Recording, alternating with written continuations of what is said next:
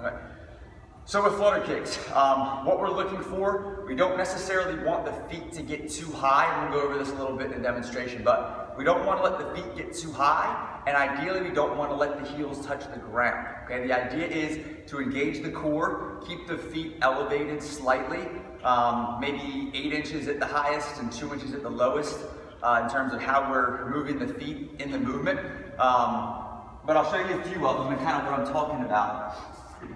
When we're doing these, we don't want to be all the way up here, okay? Because my core is not engaged.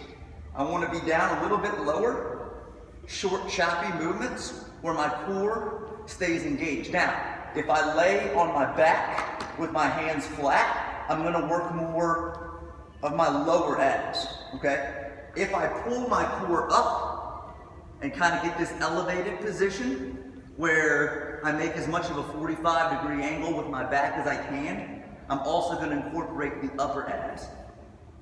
So if you're looking at more of a full body, a full core type activation in these flutter kicks, think about raising your chest as high as you can keep it. Sometimes I'll put my hands through the middle just to remind myself to keep that back up, okay? This is gonna work more upper core and lower core.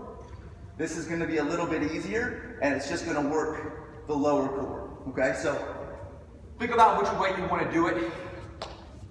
Ideally, we wanna make it a little bit harder on ourselves and get more work out of the movement. So if you can elevate that chest a little bit, it's gonna bring more of your total core into the movement, which is typically what we're looking for. If you need to scale that back, lay flat on your back, look straight up at the ceiling, hands by the side, and just work those lower abs and slowly start to build your way up to that more difficult version.